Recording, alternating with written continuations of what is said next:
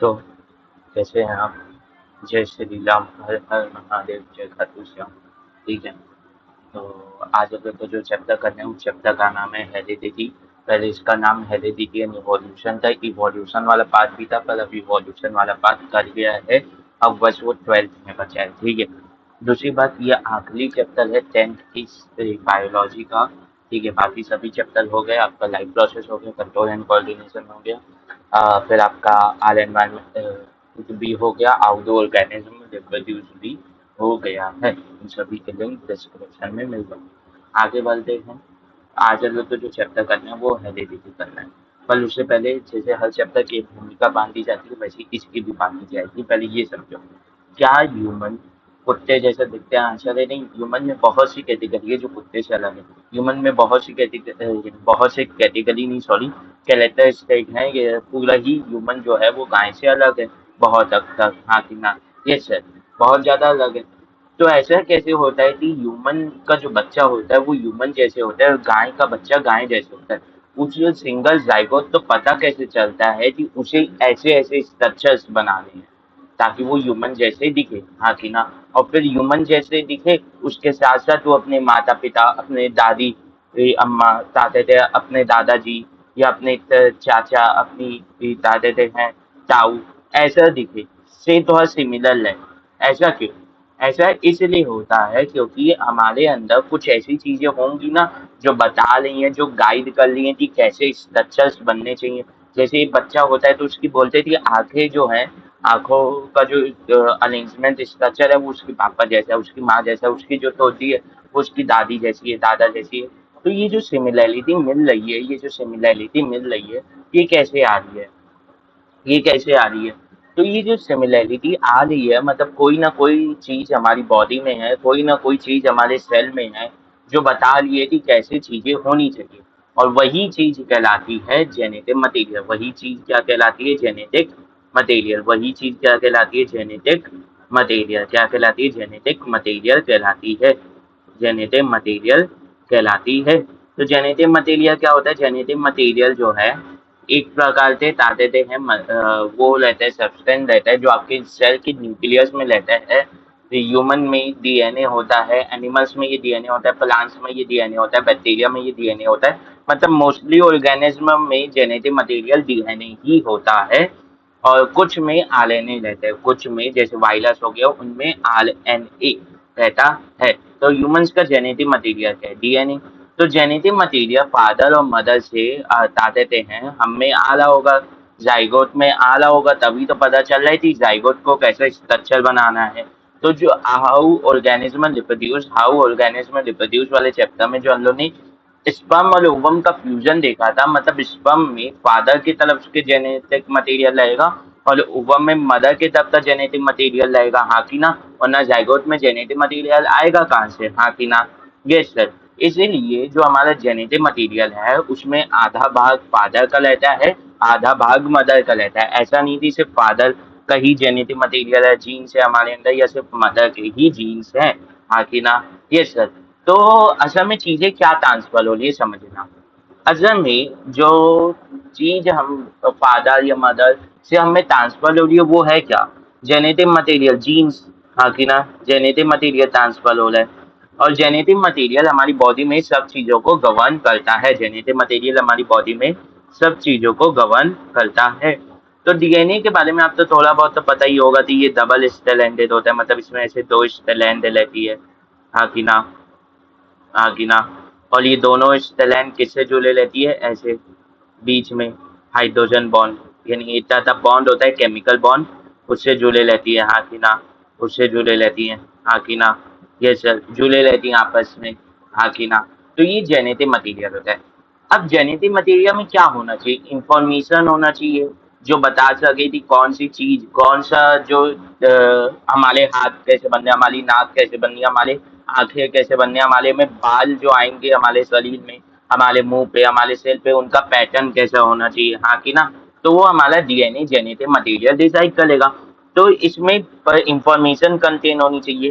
तो genetic material का वो पार्ट या डीएनए का वो पार्ट जहाँ पे इंफॉर्मेशन स्टोर्ड रहती है उसे कोडेड पार्ट बोलते हैं, हाँ कि ना? हाँ कि ना? और जिसमें कुछ पाथ ऐसे रहते हैं जहाँ कोई इंफॉर्मेशन नहीं रहती, उसे नॉन कोडेड पाथ बोलते हैं। उसे क्या बोलते हैं? नॉन कोडेड पाथ बोलते हैं, हाँ कि ना? Yes sir, non coded path बोलते हैं, हाँ कि ना? Yes sir. और इस कोडेड पाथ तो ऑफिशियल जो इसका नेम है वो बोला जाता है जीन। इसका ऑफिशियल नेम क्या है? जीन, हाँ कि ना? तो जैसे अभी मैं बोल रहा था, या तो बोलते सुना होगा कि फादर से जीन आते हैं, मदर से जीन आते हैं। तो जीन क्या है? डीएनए आता है, और डीएनए के पास कोडेड पाथ रहता है, और वही कोडेड पाथ आपका क्या कहलाता है? जीन कहलाता है। वही कोडेड पाथ आपका क्या कहलाता है? जीन कहलाता है। वही कोडेड पाथ आपका क्या कहलाता है? जीन कहलाता है। ठीक है, तो 2 मिनट रुकना, इससे ना थोड़ा सा चार्जिंग कम हो रही है, चार्जिंग में लगाता हूँ, 2 मिनट रुकना।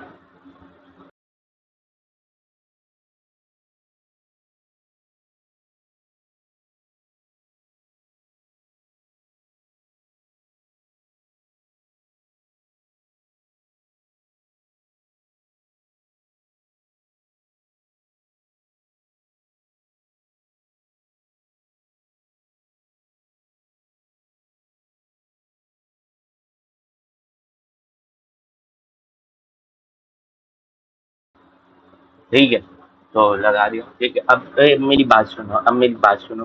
तो ये क्या कहलाते हैं? जीन कहलाते हैं। और नॉन कोडेड पाथ का कोई नाम नहीं है, कोडेड पाथ को बोला जाता है जीन। कोडेड पाथ को क्या बोला जाता है? जीन, हाँ कि ना? अब ये बात समझो कि मदर में अलग अलग कैरेक्टरिस्टिक है, मतलब कि मदर में जो जैसे नाक है उसका शेप अलग है, फादर में नाक है उसका शेप अलग है, मतलब दोनों में जीन्स अलग है, दोनों में जीन्स अलग है, हाँ कि ना? तो वहाँ जीन्स अलग नहीं है, समझना। जीन्स बताता क्या है कि आप में क्या प्रेजेंस होना चाहिए, ह्यूमन के पास क्या प्रेजेंस होना चाहिए, ये कौन बताएगा? जीन। और किसी चीज की प्रेजेंस होना क्या क्या कहलाता है? कैरेक्टर। अगर कोई चीज प्रेजेंट है आप में तो वो आपका कैरेक्टर कहलाता है। जैसे आपके पास एक नाक है तो वो आपका कैरेक्टर है, हाँ कि ना? आपके पास बाल है, सिर पे बाल है, तो वो आपका एक कैरेक्टर है, हाँ कि ना? ये सर। आपका ये 2 हाथ है, वो आपका क्या है? कैरेक्टर है, हाँ कि ना? आपके पास 2 आंखें हैं, ये सर, तो ये आपका क्या है? कैरेक्टर। अब कैरेक्टर कैसा है? किसी चीज का प्रेजेंस होना होता है कैरेक्टर। और वो चीज कैसी है? वो चीज कैसी है? जैसे आपके पास आंख है, तो आंख का कलर क्या है? मोस्ट लोगों का ब्राउन ब्लैक रहता है, ब्राउन और ब्लैक के बीच में रहता है, कुछ का ब्लू रहता है। तो वो कहलाते हैं टेलेट। वो क्या कहलाते हैं? टेलेट, हाँ कि ना? वो क्या कहलाते हैं? टेलेट, हाँ कि ना? तो टेलेट बेसिकली है क्या? टेलेट बेसिकली एडजेक्टिव है, बेसिकली विशेषण है किसके? कैरेक्टर के। कैरेक्टर ये क्या है? किसी चीज की प्रेजेंस होना, मेरे पास आंखें होना मेरा कैरेक्टर है। पर मेरे पास काली आंखें हैं, ये मेरा क्या है? टेलेट है। ये मेरे पास क्या है? ये मेरा टेलेट है, हाँ कि ना? काली होना मेरी आंखों का क्या है? टेलेट है, हाँ कि ना? किसी की आंखों का कलर ब्लू होना उसका टेलेट है, और उसके पास आंखें होना उसका कैरेक्टर है। किसी के सिर पे बाल होना टेलेट है, मेरे सिर पे बाल होना मेरा कैरेक्टर, यानी किसी के सिर पे बाल होना, मेरे सिर पे बाल होना मेरा कैरेक्टर है। मेरे बालों का कलर काला है, ये मेरा टेलेट है। ये क्या है? मेरा टेलेट है। ये क्या है? मेरा टेलेट है, हाँ कि ना? हाँ कि ना? समझ में आया? तो कैरेक्टर क्या है? किसी चीज का प्रेजेंट होना आपकी बॉडी में। जैसे आपकी बॉडी पे लड़कों के हाथ में भी बाल होते हैं, हाँ कि ना? तो वो क्या है? कैरेक्टर है, बाल होना हाथ में। अब बाल की डेंसिटी कितनी होगी? बाल की डेंसिटी कितनी होगी? कुछ में ज्यादा लेते हैं, कुछ में कम लेते हैं। ये है आपका टेलेट, हाँ कि ना? यस सर, हाँ कि ना? यस सर, हाँ कि ना? Yes sir. आपका आपका स्किन कलर होना, ये क्या है? आपका कैरेक्टर है। आपकी स्किन कलर होना आपका कैरेक्टर है। और कैसा स्किन कलर है? कुछ में क्या है? कुछ में ब्लॉन्ड होता है, कुछ में ब्राउन होता है, और कुछ में ब्लैक होता है। ये आपका टेलेट है, ऐसे समझो, हाँ कि ना? तो आपके पास आंखें होना आपका कैरेक्टर है, आंखों का कलर क्या है? ये आपका टेलेट है। तो कैरेक्टर होता है किसी चीज की प्रेजेंस होना, और वो चीज कैसी है वो कहलाता है आपका टेलेट। टेलेट बेसिकली एडजेक्टिव होता है, विशेषण होता है आपके कैरेक्टर का। टेलेट बेसिकली आपका एडजेक्टिव होता है या विशेषण होता है आपके कैरेक्टर का, हाँ कि ना? हाँ कि ना? तो जीन किस चीज को जज कर रहा है? जीन आपको बताता है कि आपका टेलेट, जीन आपका क्या है? आपका किसे जज करता है कि आपका कैरेक्टर क्या है, आप में कौन कौन से कैरेक्टर होंगे, कि आपके पास आंखें होंगी कि नहीं, ये कौन बताएगा, ये आपका बताएगा जीन।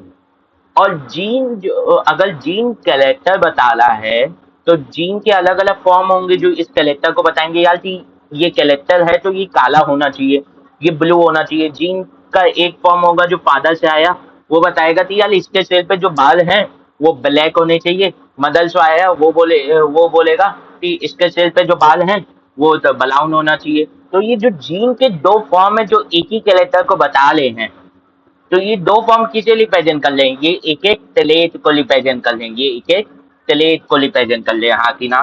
तो इस जीन के फॉर्म को क्या बोला जाता है, अलील। इस जीन के फॉर्म को क्या बोला जाता है, अलील। और अलील किस चीज को बता रहा है, अलील बता रहा है आपके टेलेट को, अलील बता रहा है आपके टेलेट को, हाँ कि ना, हाँ कि ना। Yes sir. तो वापस से समझो, किसी चीज का प्रेजेंस होना हमारी बॉडी में क्या है, कैरेक्टर। कैरेक्टर कैसा है, वो होता है टेलेट। जीन बताता है कि आपकी बॉडी में क्या कैरेक्टर होना चाहिए, हाँ कि ना। जीन बता क्या रहा है, आपकी बॉडी में क्या कैरेक्टर होना चाहिए और कैसा होना चाहिए, हाँ कि ना, हाँ कि ना, हाँ कि ना।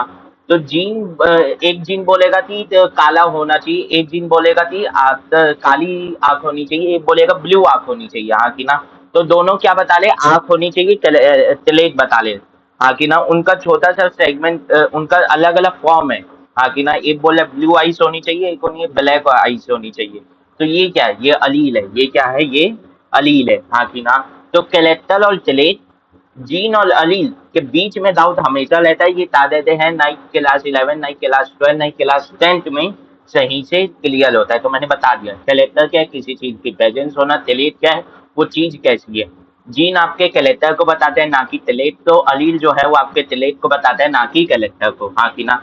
अलील है क्या, जीन का ही दो फॉर्म है जो अलग अलग बता देते हैं, कैरेक्टर के फॉर्म बता रहे हैं, मतलब एक ही कैरेक्टर के अलग अलग फॉर्म बता रहे हैं। अगर मैं बोलूं कि एक बोल रहा है कि ब्लू आइस होनी चाहिए, एक बोल रहा है कि ब्लू आइस होनी चाहिए, और एक बोल रहा है कि ब्लैक हेयर होने चाहिए, एक बोल रहा है ब्लू आइस और एक बोल रहा है ब्लैक हेयर, तो ये दोनों अलील हैं क्या, नहीं, क्योंकि ये दोनों अलग अलग कैरेक्टर के टेलेट बता रहे हैं। हेयर होना एक अलग कैरेक्टर है, आइस होना ये एक अलग कैरेक्टर है, हाँ कि ना। तो ये दोनों अलील नहीं है। अलील सेम कैरेक्टर के दो टेलेट बताते हैं, अलील जो है वो सेम कैरेक्टर के दो टेलेट बताता है, सेम कैरेक्टर के क्या बताता है, अलग अलग टेलेट बताता है, हाँ कि ना। अब समझ में भी आ गया कि जीन होता क्या है, हाँ कि ना। अब ये बात सुनो कि क्या हमारे पेरेंट वाली जनरेशन से, हमारी पेरेंट वाली जनरेशन से हमें कैरेक्टर्स आए, कैरेक्टरिस्टिक्स आए और टेलेट भी आए। तो ये पास ऑन होना कि मैं अपने पापा जैसा दिखता हूँ, मैं अपनी मम्मी जैसा दिखता हूँ, इसे क्या कहते हैं, इस फिनोमिना को कहते हैं हेलिडिटी। इस फिनोमिना को कहते हैं हेलिडिटी। और इसकी जो प्रोसेस है, इसकी जो प्रोसेस है कि हेलिडिटी होती कैसे है, चलो मान तो लिए यार इसे हेलिडिटी बोलते हैं, पर हेलिडिटी होती कैसे है, उस चीज को बोलते हैं, उसकी प्रोसेस को बोलते हैं इनहेरिटेंस।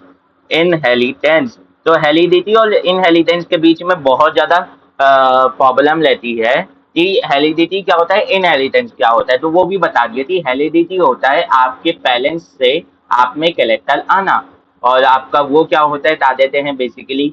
इनहेरिटेंस होता है कि कैसे आया, डीएनए क्या हुआ, स्पर्म में डीएनए का, फिर ओवम में डीएनए का, दोनों स्पर्म और ओवम फ्यूज हुए, स्पर्म का न्यूक्लियस ओवम का न्यूक्लियस फ्यूज हुआ, जाइगोट में सिंगल न्यूक्लियस बना, जिसमें दोनों के तो वो थे, क्रोमोसोम थे, दोनों के जीन थे, हाँ कि ना।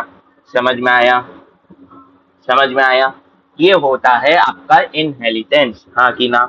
Yes sir. तो हेरिडिटी क्या होता है, हेरिडिटी होता है एक जनरेशन से दूसरे जनरेशन में कैरेक्टर्स का आना, टेलेट का आना, तो आ देते हैं। और इनहेरिटेंस क्या होता है, किस प्रोसेस के थ्रू आए, हाँ कि ना। Yes sir. तो reproduction give life to new individual that are similar but subtly different from their parents. ये एक एनसीईआरटी की लाइन है कि जो रिप्रोडक्शन है वो सिमिलर काइंड के बच्चे को जन्म देता है, सिमिलर काइंड के इंडिविजुअल को जन्म देता है, पर सब्टली डिफरेंट। क्या हम एकदम अपने पेरेंट जैसे दिखते हैं, बिल्कुल भी नहीं। तो हमें थोड़ा बहुत तो डिफरेंस है ना, यही बोला जा रहा है कि ये सब्टली डिफरेंस फॉर्म में इसे नोट किया जाता है, हाँ कि ना। यस सर, हाँ कि ना। कि हम अपने पेरेंट जैसे सिमिलर हैं, कि हम ह्यूमन हैं, पर हम उनसे अलग भी हैं, हाँ कि ना। यस सर, हाँ कि ना। This differences are known as variation. और ये जो डिफरेंसेस है हमारी पेरेंट्स का और हम के हमारे बीच में, ये कहलाता है वेरिएशन। ये क्या कहलाता है? वेरिएशन, हाँ कि ना? Yes sir. वेरिएशन क्या है? It is the difference found between the individuals of same species as well as among the offspring of same parents. ये बात याद रखना, वेरिएशन हमेशा सेम स्पीशीज के बीच में देखा जाएगा। और कैसे देखा जाएगा? या तो सेम स्पीशीज के दो रैंडमली इंडिविजुअल उठा लेंगे, या एक ही पेलिन के दो ऑफस्प्रिंग उठा लेंगे। जैसे मैं और मेरे भाई के बीच में बहुत डिफरेंसेस है, हाँ कि ना? Yes sir. तो मैंने पहले भी बता चुका है कि वेरिएशन यूजफुल भी हो सकता है, हार्मफुल भी हो सकता है और न्यूट्रल भी हो सकता है। फिर से बता दे रहा हूँ कैसे यूजफुल होगा, कैसे वो होगा, हार्मफुल होगा, कैसे न्यूट्रल होगा। बेसिकली समझो, वेरिएशन जो है मतलब ये एक पॉन्ड है। पॉन्ड में बैक्टीरिया रहते थे, हाँ कि ना? बहुत सारे बैक्टीरिया के, यानी एक ही बैक्टीरिया के बहुत सारे इंडिविजुअल थे। अब ये वाला बैक्टीरिया हीट रेजिस्टेंट हो गया थी। अब इधर हॉट वाटर भी हो जाए, ये नॉर्मल वाटर का 25 डिग्री सेल्सियस वाला, अब अचानक से ये वाटर जो है ये 50 डिग्री सेल्सियस वाला हो गया। पर ये बैक्टीरिया तो हीट रेजिस्टेंट हो गई थी, वाटर गर्म भी हो जाए तो कुछ नहीं होगा इसे, हाँ कि ना? तो बाकी सब ये मर जाएंगे पर ये जी जाएगा। तो अब ये आगे डिवाइड कर करके ऐसा ऐसा कॉलोनी बना लेगा जो हीट रेजिस्टेंट हो गया। वहीं अगर मैं बोलूं कि ये बैक्टीरिया कोल्ड रेजिस्टेंट हो गया था, ये बैक्टीरिया कोल्ड रेजिस्टेंट हो गया था, कि ये वाटर का टेम्परेचर अचानक से बहुत ज्यादा गिर भी जाता है तब भी कोई प्रॉब्लम नहीं आएगी। तो वाटर का टेम्परेचर बेसिकली आप मान लो 1 डिग्री सेल्सियस हो गया, तो ये हीट वाला मर जाएगा, बाकी सब मर जाएंगे, सिर्फ ये वाला बच जाएगा। और ये आगे डिवाइड करते ऐसी कॉलोनी बना लेगा जो कोल्ड रेजिस्टेंट होगी, हाँ कि ना? तो यहाँ हीट वाले में जब वाटर गर्म हुआ तो हीट वाला रेजिस्टेंस इसके लिए यूजफुल वेरिएशन था। पर जब वाटर ठंडा हुआ तो इस फर्स्ट बैक्टीरिया के लिए हीट रेजिस्टेंस एक क्या हुआ? नेगेटिव हुआ, हाँ कि ना? ये बहुत ज्यादा जल्दी खराब हुआ, हाँ कि ना? हाँ कि ना? Yes sir. और और ये समझो कि यहाँ पे यहाँ पे मतलब क्या हो रहा है कि वेरिएशन यूजफुल है या नेगेटिव है, यूजफुल है या हार्मफुल है। ये किस चीज पे डिपेंड कर रहा है कि एनवायरनमेंट में चेंज कैसे आया। तो ऐसा नहीं है, फिक्स नहीं रहता थी यार, ये वेरिएशन यूजफुल ही होगा, हार्मफुल ही होगा, न्यूट्रल ही होगा, हाँ कि ना? न्यूट्रल ही होगा। ये डिपेंड करता है कि एनवायरनमेंट में चेंज कैसा आया है, हाँ कि ना? वहीं अगर इस पॉन्ड में ऐसा आ जाता कि किसी बैक्टीरिया का कलर बदल जाता, तो पानी चाहे गर्म हो, पानी चाहे ठंडा हो, और वो तो मलता ही मलता, तो ये एक न्यूट्रल वेरिएशन होता, क्योंकि उस सिचुएशन से इसका कुछ लेना देना ही नहीं था। तो वेरिएशन यूजफुल है, न्यूट्रल है, हार्मफुल है, किस चीज के ऊपर डिपेंड कर रहा है कि एनवायरनमेंट में कैसा चेंज आ रहा है, ना कि इस चीज के ऊपर कि वो चेंज कैसा ना कि बैक्टीरिया में कैसा चेंज आया है, हाँ कि ना? Yes sir. तो वेरिएशन किस कारणवश होता है? एक तो एनवायरमेंटल फैक्टर के कारण हो सकता है कि पानी बहुत ज्यादा गर्म हो रहा हो तो वो धीरे धीरे कोप अप करने लग जाए। रिप्रोडक्शन मेथड, जब सेक्सुअली रिप्रोड्यूस करते हैं तो मियोसिस के अंदर मैंने पहले भी बताया था जेनेटिक मटेरियल का हल्का सा एक्सचेंज हो जाता है, तो उस कारणवश। तीसरा, जब डीएनए की कॉपी बनाई जाती है ताते है एक ऑर्गेनिज्म के अंदर, तो ऑब्वियस ही बात है यार, बायोलॉजिकल प्रोसेस ही है, बॉडी के अंदर ही हो रही है। तो एक चीज है कि कोई भी बायोलॉजिकल प्रोसेस 100% परफेक्ट नहीं होती, थोड़ा ना थोड़ा प्रॉब्लम आता ही है। तो क्या पता डीएनए को जब कॉपी कर रहे हो, डीएनए की कॉपी बना रहे हो एक ऑर्गेनिज्म में, तब वो हो जाए, हाँ कि ना? प्रॉब्लम, हाँ कि ना? यस सर, हाँ कि ना? Yes sir. अब ये बात समझना, ये एक इम्पोर्टेंट लाइन है कि जो सा वेरिएशन एनवायरमेंटल फैक्टर की वजह से आया होगा वो हेरिटेबल नहीं होगा, वो हेरिटेबल नहीं होगा। जबकि जो वेरिएशन डीएनए में आया होगा, म्यूटेशन, म्यूटेशन किस में होता है? म्यूटेशन होता है डीएनए में चेंज हो जाना, हाँ कि ना? Yes sir. जो वेरिएशन आपके डीएनए में चल दिया वो ज्यादा स्टेबल रहता है, मतलब वो ओवर दी जनरेशन आप में प्रेजेंट रहेगा और वो इनहेरिटेबल रहता है, वो हेरिटेबल रहता है, हाँ कि ना? हाँ कि ना? Yes sir. ये बात याद रखना, ये सबसे इंपॉर्टेंट लाइन है, जो सा वेरिएशन आपके डीएनए में चेंज ला दिया वो हेरिटेबल होगा, और जो सा वेरिएशन आपके डीएनए में चेंज नहीं लाया वो हेरिटेबल नहीं होगा, वो हेरिटेबल नहीं होगा। एक बात और समझनी है कि हाउ डू ऑर्गेनिज्म रिप्रोड्यूस में हम लोग ने पढ़ा थी सेक्सुअल, यानी रिप्रोडक्शन के दो तरीके होते हैं, ए सेक्सुअल और सेक्सुअल। सेक्सुअल में वेरिएशन ज्यादा होता है क्योंकि यहाँ पे दो पेरेंट्स इन्वॉल्व होते हैं और दोनों के जेनेटिक मटेरियल एक साथ आते हैं एक जाइगोट के अंदर। पर एसेक्सुअल रिप्रोडक्शन में तादेते वेरिएशन सिर्फ एक यानी तादेते हैं रिप्रोडक्शन सिर्फ एक ही पेरेंट इन्वॉल्व होता है और उसी का जेनेटिक मटेरियल आगे प्रोजेनी में जाता रहता है। तो प्रॉब्लम या म्यूटेशन या तादेते वेरिएशन किस कारण आएगा? आंसर है म्यूटेशन एनवायरमेंटल फैक्टर की वजह से आ सकता है, या ताज़ा यूवी रेडिएशन की वजह से आ सकता है, या आप म्यूटेशन आएगा तो वेरिएशन आ जाएगा, या वेरिएशन किस कारण आ सकता है कि डीएनए कॉपिंग में प्रॉब्लम आ गई हो। हाँ कि ना? Yes sir. तो इस सेक्सुअल रिप्रोडक्शन में organism acquired all the trait from parents and more then similar to the parents. और बहुत ज्यादा सिमिलर सिमिलर शब्द एक छोटा है, एकदम एग्जैक्ट कॉपी सलीका लेता है 99 केसेस में। Alcohol that's clone. हाँ कि ना? वो पूरे कैलेक्टर जैसे थे, मतलब हर एक जैसा तिलेट था, हर एक कैलेक्टर का वही तिलेट आएगा। अगर किसी पौधे का फ्लावर ब्लू था तो वो उसकी अगर वो एसेक्सुअली रिप्रोड्यूस किया है, तो उसकी जो प्रोजेनी है वो ब्लू कलर के ही फ्लावर देगी। हाँ कि ना? Yes sir. Hence asexual reproduction is also known as clonal reproduction, क्योंकि यहाँ पे क्लोन्स बोले जा रहे एकदम उसकी एग्जैक्ट कॉपी बन रही है, क्योंकि म्यूटेशन और वेरिएशन आने के चांसेस बहुत कम है। हाँ कि ना? For example if an asexually reproducing organism give rise to two or some uh, organism, they would be very similar and only some minor difference occurs between them। वो जो दो या दो से ज्यादा ऑर्गेनिज्म जो पैदा हुए वो आपस में बहुत ज्यादा सिमिलर रहेंगे और उनके बीच में बहुत कम डिफरेंसेस रहेंगे। हाँ कि ना? अब ये माइनर डिफरेंसेस आए तो ये आए किस वजह से? क्योंकि डीएनए के कॉपी में एरर आ गया था। क्योंकि मैंने अभी बोला थी डीएनए का कॉपी होना एक बायोलॉजिकल प्रोसेस है और कोई भी बायोलॉजिकल प्रोसेस 100% परफेक्ट नहीं होती। 100% परफेक्ट नहीं होती। हाँ कि ना? हाँ कि ना? तो इस सेक्सुअल रिप्रोड्यूसिंग ऑर्गेनिज्म में किस कारणवश आ सकता है वेरिएशन? एक हो सकता है एनवायरमेंटल फैक्टर, एक हो सकता है म्यूटेशन, एक हो सकता है एलएल इन डीएनए कॉपिंग। हाँ कि ना? हाँ कि ना? समझ में आया? हाँ कि ना? Yes sir. अब एक बात समझो कि सेक्सुअली रिप्रोड्यूसिंग ऑर्गेनिज्म में ज्यादा अच्छे से वेरिएशन आएगा in respect to asexual reproducing organism. ऐसा क्यों? क्योंकि सेक्सुअली रिप्रोड्यूसिंग ऑर्गेनिज्म में दो पेरेंट्स इन्वॉल्व है और दोनों में क्या होगा बेसिकली कि दोनों के जेनेटिक मटेरियल एक आएंगे, तो दोनों उसमें अलीन्स ज्यादा हो जाएंगे तो कैलेट ज्यादा हो जाएंगे, मतलब एक कैलेक्टर के फॉर्म बनने के चांसेस अलग हो जाएंगे। यहाँ पे जो जेनेटिक मटेरियल आया पैलेंट से एक ही पैलेंट था तो वो बस ब्लू बोल रहा था। हाँ कि ना? ब्लू फ्लावर, तो ब्लू फ्लावर ही आ रहा था। पर यहाँ पे जो जीन आया वो आई कलर के लिए, तो फादर से जो जीन आया वो बोल रहा है आई कलर के लिए कि ब्लैक होना चाहिए, और मदर से जो जीन आया आई कलर के लिए वो बोल रहा है ब्लू होना चाहिए। तो दोनों आई कलर के लिए तो दोनों अलील्स हैं।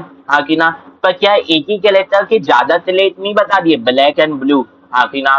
तो जो अपना असल दिखा पाएगा वो दिख जाएगा। अगर ब्लैक अपना असल दिखा पा रहा है तो ब्लैक दिख जाएगा, अगर ब्लू दिखा पा रहा है तो ब्लू दिख जाएगा। हाँ कि ना? हाँ कि ना? समझ में आया? तो variation is mostly likely to occur due to sexual reproduction as the individual acquires some tellate from one parent and some tellate from other parents। एक tellate वो एक parent से acquire करता है, मतलब एक कैरेक्टर का एक फॉर्म वो एक parent से acquire करता है और एक कैरेक्टर का एक फॉर्म वो मदर parent से acquire करता है। हाँ कि ना? हाँ कि ना? Yes sir. If the sexual reproduction is being done among closely related individual, अब ये बात याद रखना, ऐसे इंडिविजुअल जिनमें ऑलरेडी कैरेक्टर बहुत ज्यादा सिमिलर है या वो आधे आपस में किसी तरीके से रिलेटेड हैं और उनके बीच में सेक्सुअल रिप्रोडक्शन करवाया जाए तो वेरिएशन में डिक्लाइन दिखेगा। हाँ कि ना? क्योंकि दोनों में ऑलरेडी पेरेंट जो है वो जेनेटिकली सिमिलर हैं। हाँ कि ना? सो देयर में be less difference left between them, और उनके बीच में बहुत ज्यादा कम डिफरेंस रहेगा। हाँ कि ना?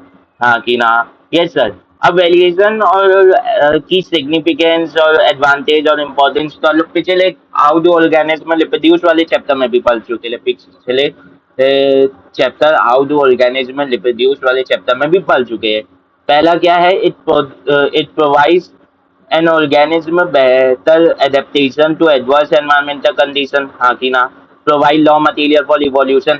इवोल्यूशन क्या है, नई स्पीसीज का बनना। इवोल्यूशन वेरिएशन के कारण कैसे आता है, क्योंकि वेरिएशन होता है कि एक वेरिएशन होता है जो जेनेटिक मटेरियल में चेंजेस ना आए, एक वेरिएशन होता है जो जेनेटिक मटेरियल में चेंजेस लाए। तो जो वेरिएशन जेनेटिक मटेरियल में चेंजेस नहीं ला रहा वो आगे इनहेरिटेबल तो होगा नहीं, जो चेंजेस ला रहा है वो हेरिटेबल होगा। तो जनरेशन वाइज जेनेटिक मटेरियल में और भी चेंजेस आते जाएंगे आते जाएंगे आते जाएंगे आते जाएंगे, और एक समय बाद इतना ज्यादा चेंज आ जाएगा जेनेटिक मटेरियल में कि वो अलग ही स्पीसीज बन जाएगा, हाँ कि ना। प्लस वो बेटर एडेप्टेशन देता है एडवर्स एनवायरमेंटल कंडीशन में, हाँ कि ना। अ, अगर पहले से उसके अंदर वो वेरिएशन है कि वो हॉट को झेल सकता है तो वो बैक्टीरिया और गर्म पानी में जी जाएगा, हाँ कि ना। ये बेसिस बनाता है हेलिडिटी का, हाँ कि ना। हेलिडिटी का बेसिस बनाता है, हाँ कि ना। Improve the list of useful animals and plants. जो तादाद है जो वो है वंश यूजफुल एनिमल और प्लांट्स का उसे बढ़ा देता है। Lead to existence of new trait. हर समय नए टेलेट आते रहते हैं, हर समय नए टेलेट आते रहते हैं ड्यू टू वेरिएशन, हाँ कि ना। हाँ कि ना। Yes sir. अब एक बात समझना, टेलेट है क्या कि कोई कैरेक्टर कैसा है। अब ये बात देखना कि कुछ ऐसे टेलेट लेते हैं जो दूसरे की प्रेजेंस में, दूसरे अलील्स के प्रेजेंस में भी अपने आप तो वो कर लेते हैं, अपने आप तो एक्सप्रेस कर लेते हैं। मतलब समझो, मतलब समझो एक खाली जगह चाहिए, ये है। मान लेते हैं ये क्रोमोसोम है। क्रोमोसोम क्या होता है, जेनेटिक मटेरियल लपेटा हुआ। यहाँ पे एक अलील है, हाँ कि ना। ये क्रोमोसोम फादर से आया है, हाँ कि ना। ये क्रोमोसोम नंबर 1 है, हाँ कि ना। और हम क्रोमोसोम पेयर में प्रेजेंट लेते हैं तो एक और क्रोमोसोम नंबर 1 होगा, और ये किससे आया होगा, मदर से आया होगा, हाँ कि ना। Yes sir. और ये बताओ दोनों जो जेनेटिक क्रोमोसोम है उनमें क्या सेम अमाउंट ऑफ डीएनए लगेगा, हाँ कि ना। सेम कैरेक्टर्स को ये दोनों डिटरमाइन करेंगे डीएनए, हाँ कि ना। Yes sir. तो दोनों में मान लेते हैं इस क्रोमोसोम में आई कलर और हेयर कलर है, हाँ कि ना। और इस वाले में भी आई कलर और हेयर कलर होना चाहिए, तभी तो पेयर बनेगा, हाँ कि ना। हाँ कि ना। तभी तो दोनों एक ही क्रोमोसोम कहलाएंगे, ये भी क्रोमोसोम 1 ये भी क्रोमोसोम 1, हाँ कि ना। तभी तो कहलाएंगे। अब ये बताओ, क्या दोनों में जो अलील्स है वो सेम जगह नहीं होना चाहिए थी। आई कलर वाला अलील इसमें भी यही होना चाहिए और आई कलर वाला अलील इसमें भी यही होना चाहिए, हाँ कि ना। हाँ कि ना, क्योंकि ये दोनों तो एक ही स्पीसीज के क्रोमोसोम है ना, एक ही स्पीसीज के तो क्रोमोसोम 1 है, हाँ कि ना। तो अलील जो है वो क्रोमोसोम में सेम पोजीशन एक्वायर करते हैं। तो ये आई कलर का लील होगा तो ये भी आई कलर का लील होगा, अगर ये हेयर कलर का लील होगा तो ये हेयर कलर का लील होगा, हाँ कि ना। Yes sir. तो क्या होता है, कुछ अलील्स ऐसे लेते हैं जो क्या कहलाते हैं, जो दूसरे अलील के प्रेजेंस में, मतलब ये एक अलील है जो ब्लैक आई कलर दे रहा है, ये एक अलील है जो ब्लू आई कलर दे रहा है, हाँ कि ना। Yes sir. तो कुछ अलील्स ऐसे लेते हैं जो दूसरे की प्रेजेंस, दूसरे अलील की प्रेजेंस में भी अपना इफेक्ट दिखा देते हैं, और कुछ अलील ऐसे होते हैं जो दूसरे अलील की प्रेजेंस में अपना इफेक्ट नहीं दिखा पाते। मतलब ब्लैक जो है वो ब्लू अलील के प्रेजेंस में भी अपना इफेक्ट दिखाएगा, ब्लैक कलर लाएगा, पर ब्लू ब्लैक के प्रेजेंस में अपना कैरेक्टर नहीं ला, अपना टेलेट नहीं ला पाएगा, हाँ कि ना। ब्लू कलर नहीं दिखा पाएगा। तो जो अलील ऐसे लेते हैं जो दूसरे के प्रेजेंस में अपना वो दिखा देते हैं, टेलेट दिखा देते हैं, उन्हें बोलते हैं डोमिनेंट अलील। उन्हें क्या बोलते हैं, डोमिनेंट अलील, हाँ कि ना। Yes sir. और जो दूसरे की प्रेजेंस में नहीं दिखा पाते इन्हें क्या बोलते हैं, इन्हें बोलते हैं लेसेसिव अलील। इन्हें क्या बोलते हैं, लेसेसिव अलील। इन्हें क्या बोलते हैं, लेसेसिव अलील, हाँ कि ना। Yes sir. अब ये बताओ, अलील किसे बता रहा है, अलील बता रहा है टेलेट को। तो ब्लैक यहाँ पे क्या हो गया, ब्लैक यहाँ पे डोमिनेंट टेलेट हो गया। ब्लैक यहाँ पे क्या हो गया, डोमिनेंट टेलेट हो गया, हाँ कि ना। तो ये टेलेट ब्लू के प्रेजेंस में भी दिख जाएगा, हाँ कि ना। और ब्लू क्या हो गया, लेसेसिव टेलेट हो गया। ब्लू क्या हो गया, लेसेसिव टेलेट हो गया। तो ये किसी और डोमिनेंट के प्रेजेंस में नहीं दिखेगा। अगर क्या पता यहाँ पे ब्लू होता तो ये दिखता क्या, आंसर है यस। आंसर है यस। लेसेसिव अलील या लेसेसिव टेलेट जो है वो उन सेम अलील के पेजेंट्स में ही दिखाते हैं। मतलब अगर ब्लू रिसेसिव है तो यहाँ पे भी ब्लू ही पेजेंट्स होना चाहिए, तभी वो दिखेगा, तभी वो दिखेगा। हाँ कि ना? हाँ कि ना? यस सर, हाँ कि ना? Yes sir. समझ में आया? समझ में आया? Yes sir. तो हेलिडिटी है क्या? कि मदर से पेरेंट्स, यानी फादर मदर से ऑफ स्प्लिन में जेनेटिक मटेरियल का ट्रांसफर होना, या एक जनरेशन से दूसरे जनरेशन में और जेनेटिक मटेरियल का ट्रांसफर होते जाना। अब ये बात समझो, जो ट्रेट है वो है क्या? ऑब्जर्वेबल कैरेक्टर, मतलब observable character in an individual are known as trait.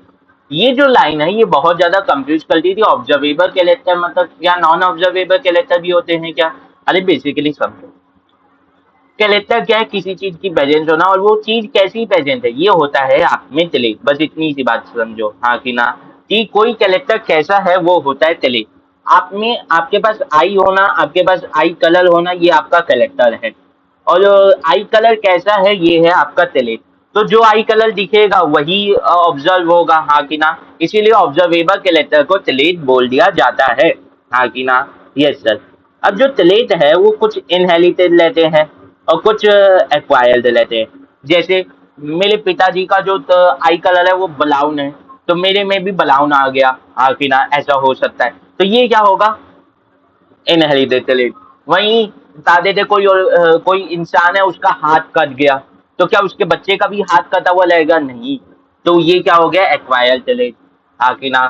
तो वो ऑर्गेनिज्म जिसका हाथ कट गया, किसी आदमी का हाथ कट गया किसी एक्सीडेंट में, तो क्या उसके पिता का भी हाथ कटा हुआ था? नहीं। क्या वो इस लाइफ टाइम में एक्वायर किया? आंसर है यस।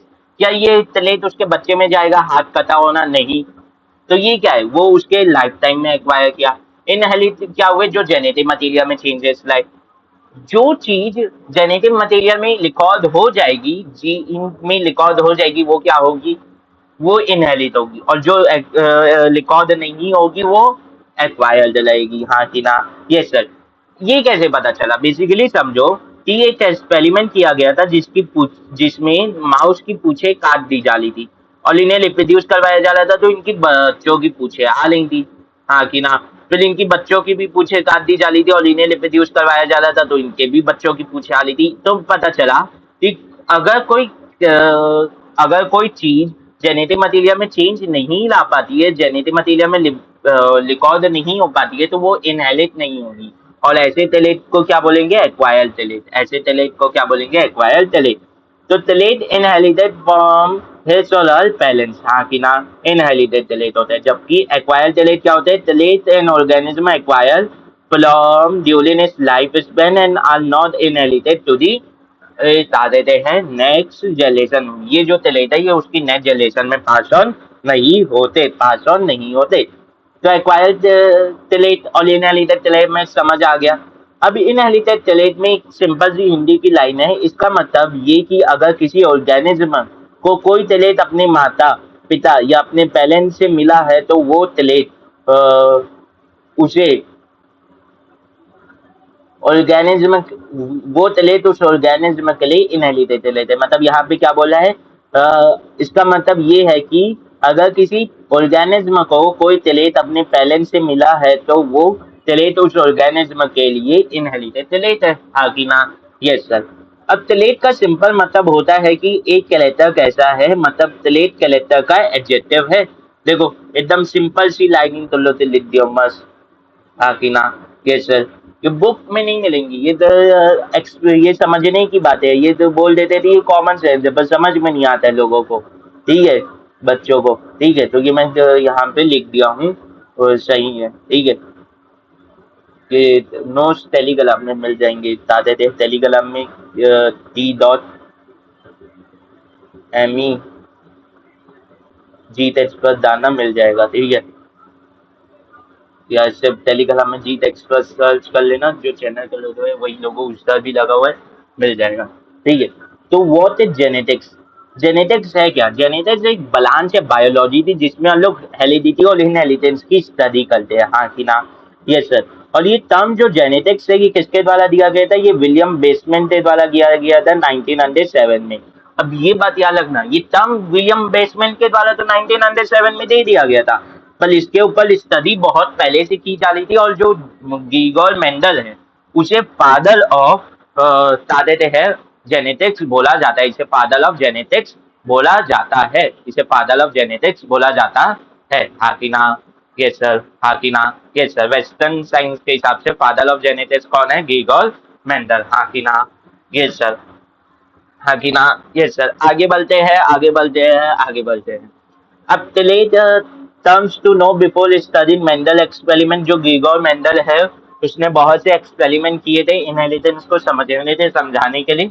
तो इसे इसके जो वो है स्टडी, उस एक्सपेरिमेंट को मेंडल एक्सपेरिमेंट करके बोला जाता है और इसे पढ़ाया जाता है। तो समझना डोमिनेंट टेलेट क्या होता है? Trait of character which shows effect even in the presence of any other trait of same character. ये बात याद रखना, जब दो टेलेट को कंपेयर किया जाएगा ना तो हमेशा ये याद रखना कैरेक्टर सेम होना चाहिए। मैं आई कलर के टेलेट को हेयर कलर के टेलेट से कंपेयर नहीं कर सकता, समझ में आया? ठीक है, क्योंकि टेलेट किसका एडजेक्टिव है? कैरेक्टर का। तो एक एडजेक्टिव सेम कैरेक्टर, अलग अलग एडजेक्टिव सेम कैरेक्टर पे रहेंगे, तभी तो उन एडजेक्टिव को कंपेयर किया जा सकता है। हाँ कि ना? समझ में आया? Yes sir. is known as the dominant trait of that character। ऐसा एक कैरेक्टर था, ऐसा trait जो उसी कैरेक्टर के दूसरे trait के प्रेजेंस में भी लग दिख जाए या दिखने लगे, वो कहलाता है dominant trait of that character. मतलब मान लो अगर एक कैरेक्टर के लिए दो trait है, तो अगर दोनों trait एक साथ हैं उस समय में भी जो trait अपना इफेक्ट दिखाएगा वो डोमिनेंट trait बोला जाएगा। जैसे यहाँ पे आई कलर का देखो, ये ब्राउन आई कलर है, ये ग्रीन आई कलर है, पर जब बच्चा हुआ तो दोनों इसमें ब्राउन आई कलर का भी अलील था और ग्रीन आई कलर का भी अलील था, पर इसमें दिखा क्या? ब्राउन। मतलब ब्राउन ग्रीन के प्रेजेंस में भी दिखा है, तो ब्राउन क्या है? Dominant trait. हाँ कि ना? Yes sir. वही रिसेसिव टेलेट क्या है? Trait of a character which is not able to show its effect in the presence of any other tellate or same character, then the tellate is known as recessive tellate of that character। मतलब एक character का टेलेट जो उसी character के किसी और टेलेट की presence में नहीं दिख सकता, वो कहलाता है रेसेसिव टेलेट। मतलब अगर ग्रीन आई कलर का अलील या ग्रीन आई कलर के टेलेट का अलील जो है एक क्रोमोसोम पे प्रेजेंट है जो फादर से आया है, तो मदर के में भी वही ग्रीन आई कलर का ही अलील होना चाहिए, तभी ग्रीन आई कलर दिखेगा बच्चे में, वरना नहीं दिखेगा। इसे बोला जाता है रेसेसिव टेलेट। हाँ कि ना? यस सर, हाँ कि ना? Yes sir. समझ में आई इतनी बात? अब इसके कुछ एग्जाम्पल दिए जाते हैं। मतलब ईयर देखिए, आपने आपके कान है ना, तो आपके कान में ये जो नीचे वाला पार्ट रहता है, ये आपका फेस हो गया। हाँ कि ना? ये आपके बाल हो गए। हाँ कि ना? तो ये जो आपका ईयर का ये पार्ट जो है ये ईयर लोब कहलाता है। अब कुछ में ईयर लोब क्या होता है? अटैच रहता है, कुछ में ईयर लोब ऐसे अटैच रहता है। हाँ कि ना? तो ये होता है अटैच ईयर लोब, ये जो होता है ये फ्री ईयर लोब होता है। तो ये जो अटैच ईयर लोब है ये रेसेसिव कैरेक्टर है, और ये जो फ्री ईयर लोब है ये आपका डोमिनेंट कैरेक्टर है। वहीं कुछ का थंब्स देखेंगे तो ऐसे रहता है, कुछ का थंब ऐसे रहता है। हाँ कि ना? ये सर। और वहीं कुछ का थंब देखेंगे तो वो हल्का सा, अबे क्या बन रहा है, क्या बन रहा है, रुक जाओ। नॉर्मल थंब देखोगे तो नॉर्मल थंब साइडवेज से ऐसा दिखेगा। हाँ कि ना? कुछ का थंब ऐसा दिखता है, देखना, कुछ का थंब ऐसा दिखता है। क्या बन रहा है, क्या प्रॉब्लम आ रही है यार? कुछ का थंब ऐसा दिखता है, देखना।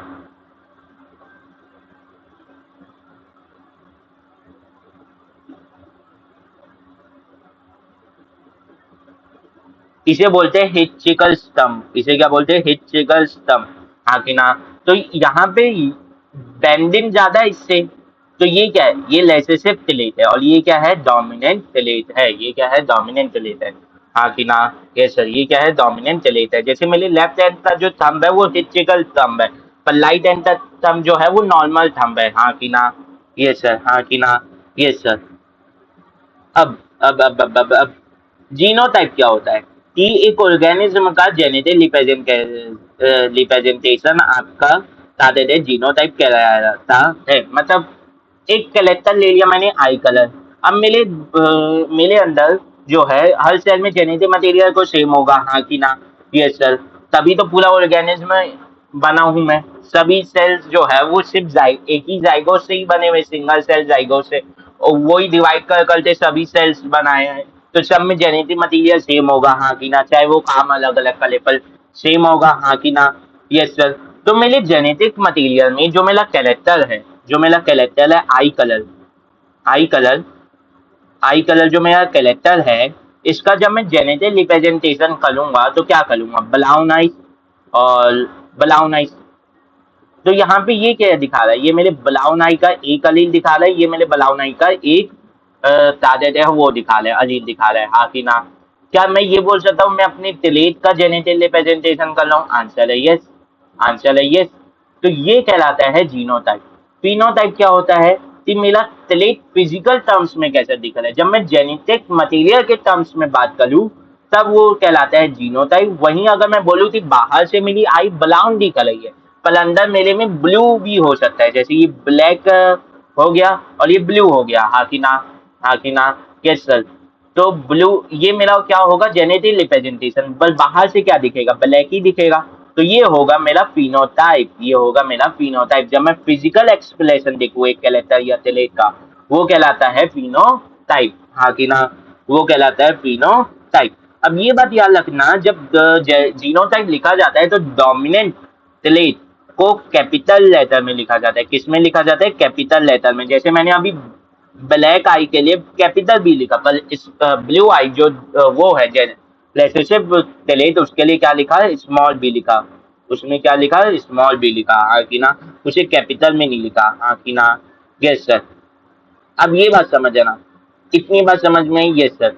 अब ये बात समझना, मेंडल ने किया क्या था? मेंडल ने क्या किया था? अलग अलग कैरेक्टर लिए थे और उनके अलग अलग टेलेट लिए थे और उन आपस में प्लान को क्या करवाया था? क्रॉस ब्लीड करवाया था। आपस में प्लान तो ब्लीड करवाया था देखने के लिए कि कैसे कौन सी चीजें इनहेरिटेड होती है। तो जब मैं बस इनहेरिटेंस में एक कैरेक्टर की स्टडी करता हूँ और प्लान तो आपस में क्रॉस करवाता हूँ, क्रॉस ब्लीड करवाता हूँ, तो वो कहलाता है मोनोहाइब्रिड क्रॉस। जब मैं एक कैरेक्टर की स्टडी कर रहा हूँ तो वो मोनोहाइब्रिड क्रॉस कहलाता है। जब मैं दो कैरेक्टर की स्टडी कर रहा हूँ तो वो डाई हाइब्रिड क्लॉज कहलाता है। और जब मैं तीन कैरेक्टर की स्टडी कर रहा हूँ तो वो ट्राई हाइब्रिड क्लॉज कहलाता है। वो क्या कहलाता है? ट्राई हाइब्रिड क्लॉज कहलाता है।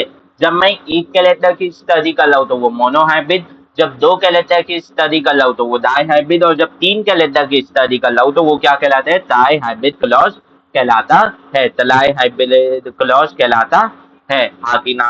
हाँ कि ना? Yes sir. If two organisms of same species are cross-pollinated or fertilized, then the study of one pair of contrasting कहलाता है। one pair of contrasting कहलाता है, मतलब यहाँ पे इंसियलिटी जो है वो बता देते हैं कैलेटर और टेट के बीच में ज्यादा डिफरेंस समझती नहीं है। असल में होना तो वन पेयर ऑफ कॉन्ट्रास्टिंग टेलेट, मतलब ब्लू आई ब्लैक आई कि मैं इनहेरिटेंस को देखना चाह रहा हूँ, तब जाके वो कहलाता है मोनोहाइब्रिड क्लॉज। वहीं अगर मैं ब्लू आई और ब्लू आई ब्लैक आई के साथ ब्लू यानी बता देते ब्लॉन्ड हेयर कलर और ब्लैक हेयर कलर के इनहेरिटेंस तो देखना चाह रहा हूँ, तो यहाँ पे मैं दो कैरेक्टर को देखना चाह रहा हूँ, तब वो कहलाएगा डाई हाइब्रिड क्लॉज, हाँ कि ना? Yes sir. is known as monohybrid clause. If two organisms of same species are close fertilized and the study of only two pair of contrasting character is known as dihybrid clause, हाँ कि ना? Yes sir. Two pair of contrasting character नहीं होना चाहिए, two pair of contrasting trait होना चाहिए। एक होगा आई कलर, एक होगा हेयर कलर का, हाँ कि ना? Yes sir. If two organisms of the same species are close fertilized, then the study of only three pair of contrasting character is known as dihybrid clause. जब तीन पेयर की study की जाए तलेट की तब कहलाता है डायहाइब्रिड क्लॉज। तीन पेयर के तलेट की मतलब आई कलर हो गया, हेयर कलर हो गया। अब मैं स्किन कलर की बात कर रहा हूँ, हाँ कि ना? हाँ कि ना? Yes sir. ठीक है, तो 2 मिनट में पानी पी लेता हूँ फिर चालू करते हैं। तो अब अल्लाह तो पढ़ना है अलील के बारे में, वो डेफिनेशन देखनी है। पढ़ तो चुके अलील होता क्या है, जानते भी हैं अलील होता क्या है। तो अलील है क्या बेसिकली समझो। एक कैरेक्टर की प्रेजेंस कौन बताएगा कि ये कैरेक्टर होना चाहिए, मेरे पास आंख होनी चाहिए, आंख में कलर होना चाहिए, ये कौन बताएगा? ये बताएंगे मेरे जीन। अब कैसा कलर होना चाहिए वो उस जीन में किस प्रकार का कलर लिखा हुआ है वो बताएगा। मतलब वो जीन अपना ही क्या बन के वो जीन में दो फॉर्म आ जाएंगे, फिर दो से ज्यादा फॉर्म आ जाएंगे। यानी वो भी हो सकता है, ब्राउन भी हो सकता है, ब्लैक भी हो सकता है। तो ये जो बने, ये जीन के जो फॉर्म बने, ये कहलाते हैं अलील। और जीन के फॉर्म किसे बताएंगे? जीन जिसका फॉर्म जीन जिसे बता रहा होगा उसी के फॉर्म बताएंगे। तो जीन टेलेट तो बताते हैं, और जीन के फॉर्म पे किसे बताएंगे? टेलेट के फॉर्म को बनाएंगे। यानी जीन कैरेक्टर को बताते हैं। जीन के फॉर्म जो अलील्स हैं वो किसे बताएंगे? कैरेक्टर के फॉर्म्स को बताएंगे, मतलब टेलेट को बताएंगे, हाँ कि ना। तो ये है क्या? ये पेयर ऑफ जीन्स है। क्यों पेयर ऑफ जीन्स लिखे जाते हैं? क्योंकि हमेशा जो लिविंग ऑर्गेनिज्म है, most of the living organism diploid condition में रहते हैं, जहाँ पे क्रोमोसोम पेयर्ड में प्रेजेंट रहते हैं। मतलब क्रोमोसोम नंबर 1 और क्रोमोसोम नंबर 1, हाँ कि ना। तो हर एक क्रोमोसोम पे एक जीन रहेगा, एक अलील रहेगा। तो अलील भी क्या हो गए? पेयर में हो गए, हाँ कि ना। इसीलिए इन्हें पेयर ऑफ जीन बोला जाता है, हाँ कि ना। पर क्या एक से ज्यादा अलील हो सकते हैं? हाँ, जैसे ह्यूमन में ब्लैक आई का है, ब्राउन आई का है, ब्लू आई का है, हाँ कि ना। Yes sir. ठीक है, that occupies a specific position on a particular chromosome and control the same telet। वो सेम टेलेट को कंट्रोल करते हैं, सेम टेलेट को नहीं, सेम कलेक्टर को कंट्रोल करते हैं। ज्यादा सही होना चाहिए, हाँ कि ना। Yes sir. तो दी एनसीआरटी टेलेट और कलेक्टर के बीच में डिफरेंस नहीं लाती ना, हाँ कि ना।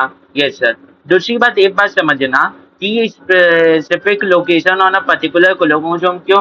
क्योंकि क्रोमोसोम नंबर 1 के इस बात में जो सा जीन पाया जाएगा वही जीन इस क्रोमोसोम से इसी लोकेशन में पाया जाएगा, हाँ कि ना। तो स्पीशीज सेम है, स्पीशीज में हर एक क्रोमोसोम में सेम रहेगा जहाँ पे जो पाया जाना है। अगर क्रोमोसोम 1 में एक स्पेसिफिक लोकेशन में आई का जीन पाया जाना है मुझ में, तो वही तुम में भी रहेगा, वही मेरे माता पिता में भी रहेगा, वही तुम्हारे माता पिता में भी रहेगा, हाँ कि ना। उसी लोकेशन में क्रोमोसोम 1 के, क्योंकि हम सब एक ही स्पीशीज के हैं, हाँ कि ना। मतलब ये है कि वो जीन जो तलेत को रिप्रेजेंट कलेत करते हैं अलील कहलाते हैं। मतलब जीन के वो जीन जो तलेत को रिप्रेजेंट करते हैं वो अलील कहलाते हैं। और अलील क्रोमोसोम के स्पेसिफिक लोकेशन में प्रेजेंट होते हैं। और अलील क्या है? स्पेसिफिक लोकेशन में क्रोमोसोम के प्रेजेंट होते हैं। ये लोकेशन एक स्पीशीज के लिए फिक्स रहती है। देखो यहाँ पे मैंने हिंदी में लिख भी दिया है कि ये जो लोकेशन है ये एक स्पीशीज के में फिक्स रहती है कि क्रोमोसोम 1 के जिस लोकेशन में मेरे लिए एक जीन पाया जा रहा है मेरी बॉडी में, वही मेरे माता पिता, वही मेरे दादा दादी सब में पाया जाएगा, हाँ कि ना। Yes sir. This location is known as locus location और पोजीशन ऑफ एन अलील। इसे आप लोकस सिर्फ बोल सकते हो, या लोकस लोकेशन बोल सकते हो, या सिर्फ पोजीशन ऑफ एन अलील बोल सकते हो, हाँ कि ना। Yes sir. अब काम की बात करते हैं, काम की बात करते हैं। जो बॉक्स आएंगे इसमें बहुत इंपॉर्टेंट रहते हैं कि अलील तलेत को रिप्रेजेंट करते हैं। ये बात याद रखना, अलील जो है तलेत को रिप्रेजेंट करती है, ना कि कैरेक्टर को, ना कि कैरेक्टर को, हाँ कि ना। ये बहुत कंफ्यूजन रहता है, तो अलील को भी जीन ही मान के चल रहे थे। अलील जीन होता है, पर जीन का क्या होता है? जीन के फॉर्म होते हैं जो एक ही कैरेक्टर के लिए अलग अलग इंफॉर्मेशन कैरी कर ले लेते हैं, तो वो अलील कहलाने लग जाते हैं, हाँ कि ना। Yes sir. अब देखो मैंने जैसे ब्राउन आई ब्लू आई के लिए बताया था, तो अगर मैं ब्राउन आई तो मान लो कि ये डोमिनेंट अलील है, तो ये जो तलेत देगा वो डोमिनेंट रहेगा, हाँ कि ना। ब्राउन कलर आंख में होना। और ब्लू आई लेसेसिव अलील है मान लू, तो ये जो तलेत देगा वो लेसेसिव होगा, हाँ कि ना। तो अगर जब मैं ह्यूमन में अपने अंदर अगर लिखने जाऊं तो कैसे लिखाएगा? पेयर में लिखना चाहिए अलील्स को, हाँ कि ना। तो एक कैपिटल भी लिखूंगा ब्राउन आई के लिए, हाँ कि ना। और ब्लू आई का अलील प्रेजेंट होगा तो उसके लिए ब्लू लिख दूंगा, पर दिखेगा क्या? ब्राउन। क्या पता सिर्फ दोनों ब्राउन प्रेजेंट हो, हाँ कि ना, तब भी तो दिख सकता है। तो ये कंडीशन क्या है? ये है हेटेरोजाइगस कंडीशन, और ये है होमोजाइगस कंडीशन। जब सेम अलील प्रेजेंट होते हैं एक पेयर में अलील के, वो कहलाती है होमोजाइगस। और जब एक पेयर ऑफ अलील में डिफरेंट अलील प्रेजेंट रहते हैं तो वो कहलाती है हेटेरोजाइगस। तो क्या जिसमें ब्लू कलर रहता है उसमें स्मॉल बी हो सकता है, हाँ कि ना। तो ये क्या है? ये भी होमोजाइगस है। ये दोनों होमोजाइगस है और ये हेटेरोजाइगस है, हाँ कि ना। या हाँ कि ना। Yes sir. तो अब हम लोग तो पढ़ना है होमोजाइगस कंडीशन और heterozygous condition. Homozygous similar types of allele और gene present for a character. एक कैरेक्टर के लिए सिमिलर टाइप के अलील प्रेजेंट हो और नॉन सिमिलर अलील प्रेजेंट हो एक कैरेक्टर के लिए, तो वो हेटेरोजाइगस, हाँ कि ना? Yes sir. होमोजाइगस हमेशा एक प्रकार का गैमेट प्रोड्यूस करेगी, जबकि हेटेरोजाइगस डिफरेंट प्रकार के गैमेट प्रोड्यूस करेगी। सुनना, मैंने क्या बोला था? क्रोमोसोम जो है बेसिकली समझना, जब मेरे अंदर कैपिटल बी और कैपिटल बी और स्मॉल बी है, तो जब मेरे अंदर गैमेट्स बनेंगे तो हैप्लॉइड बनना चाहिए। तो एक में कैपिटल बी जाएगा और एक में स्मॉल बी जाएगा। तो दोनों में क्या दोनों गैमेट्स अलग अलग है? आंसर है यस। वहीं अगर मेरे में सिर्फ कैपिटल बी है और मेरे अंदर गैमेट्स बनेंगे, तो दोनों में क्या जाएगा? कैपिटल बी और दूसरे में भी क्या जाएगा? Capital B. तो क्या दोनों सेम हो गए? Yes sir. वहीं अगर मेरे में स्मॉल बी और दो, तो फिर क्या जाएगा? एक में स्मॉल बी दूसरे में भी स्मॉल बी। तो क्या सेम हो गए? Yes sir.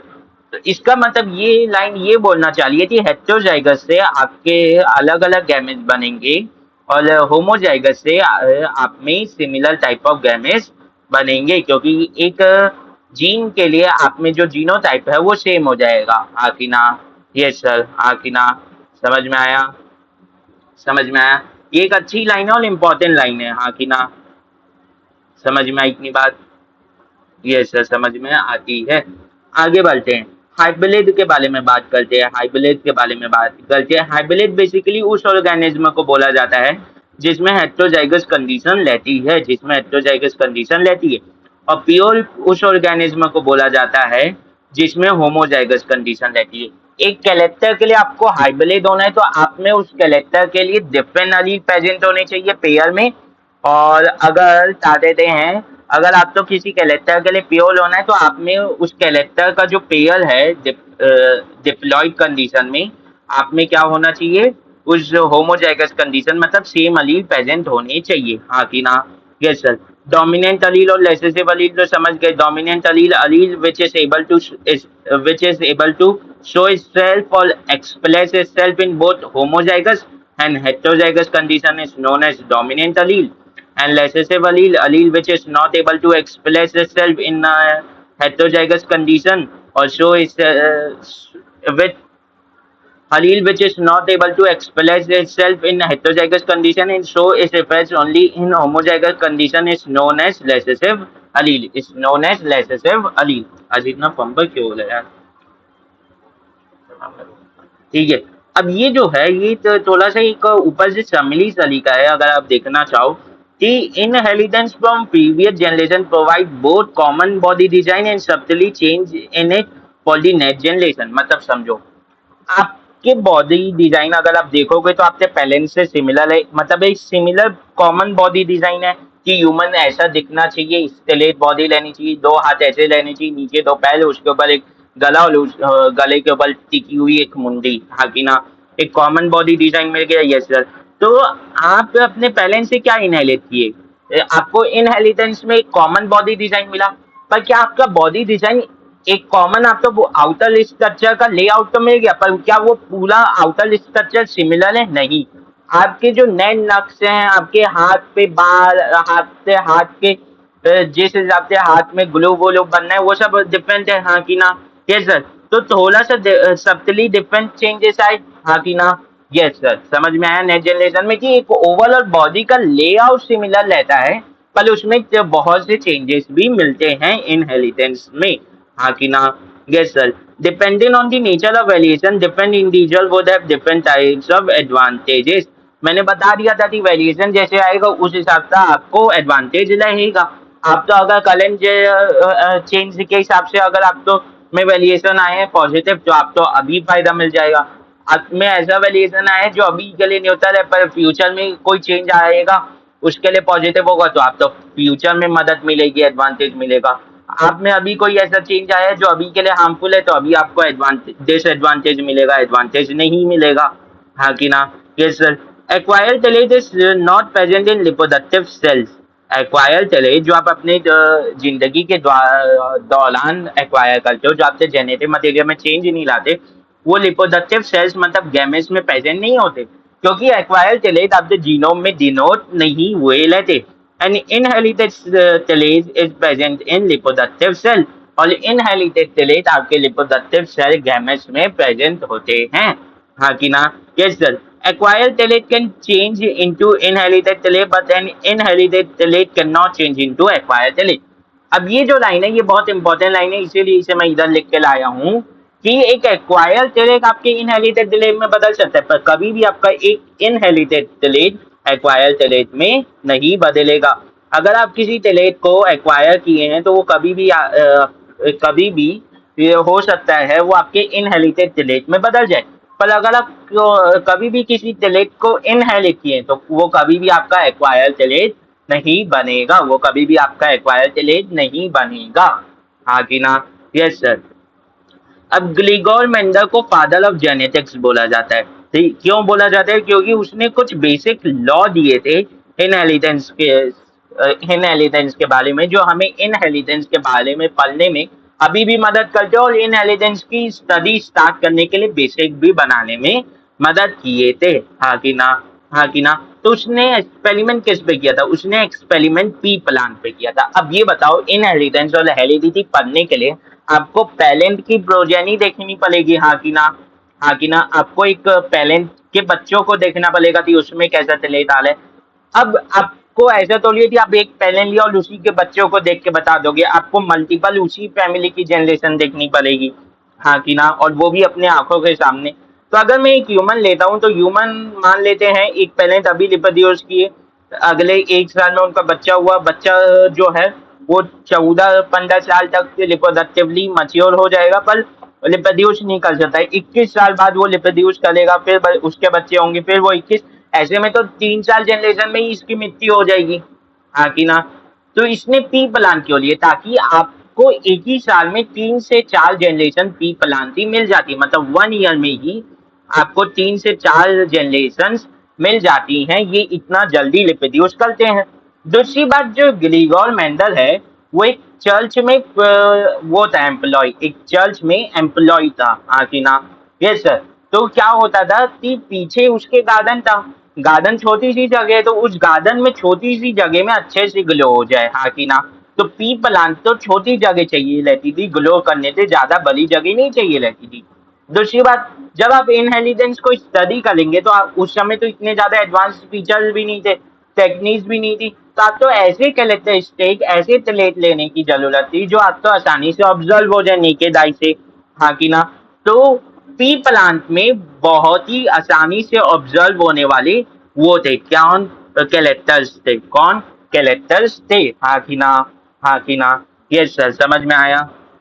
समझ में आए? आसानी से ऑब्जर्व होने वाले कैरेक्टर थे। अब अगर ये एक ही साल में 3 से 4 जनरेशन रिप्रोड्यूस हो जा रहे थे, मतलब इनका लाइफ स्पैन भी शॉर्ट था, मतलब इनमें जितनी भी इनकी लाइफ साइकिल है आप पूरी लाइफ साइकिल तो स्टडी कर सकते हो। ह्यूमन की लाइफ साइकिल 70 से 80 साल की है, तो आप उसे स्टडी आसानी से नहीं कर सकते, तो आपको उसके साथ जीना पड़ेगा। 70 से 80 साल वो पॉसिबल नहीं है। और आप एक प्लांट जो 3 से 4 महीने 1 साल ही 2 साल ही जीता है, आप उसके 1-2 साल में आसानी से पूरी लाइफ साइकिल स्टडी कर सकते हो, हाँ कि ना? हाँ कि ना? समझ में आया? समझ में आया? दूसरी बात, आप इसमें अलग अलग ऑर्गेनिज्म को आपस में रिप्रोड्यूस भी करवा सकते हो, ह्यूमंस या किसी और ऑर्गेनिज्म में करवाना वो मुश्किल है, हाँ कि ना? समझ में आया? ह्यूमंस या किसी और ऑर्गेनिज्म में करवाना वो मुश्किल है, इसमें आसानी से आप रिप्रोड्यूस करवा सकते हो, हाँ कि ना? आपको जो सा फीचर लगे उस वाले फीचर का आप वो लो, आप पॉसिबिलिटी और बताते थे रिप्रोड्यूस करवा दो आपस में पी प्लान में, हाँ कि ना? Yes sir. दूसरी बात, पी प्लान जो ये लोग बोलते हैं ना, ये गार्डन पी होती है, ये वो वाली मतल नहीं होती जो हम लोग खाते हैं, हम लोग वाली मतल दूसरी होती है, ये हो इसका नाम है पाइसम सटाइवम, इसका नाम है पाइसम सटाइवम, हाँ कि ना? इसका नाम क्या है? पाइसम, पाइसम सटाइवम, हाँ कि ना? समझ में आया? ये गार्डन पी है, ये वो वाली मटर नहीं है जो हम लोग खाते हैं। लोग, बहुत से लोग सोचते हैं कि ये वो वाली मटर है जो हम लोग खाते हैं, वो नहीं है। तो P plant produce large amount of seed, एक तो ये बहुत ज्यादा large amount of seed produce करते थे। P plant can reproduce multiple times a year, एक ही साल में बहुत समय रिप्रोड्यूस कर सकता था।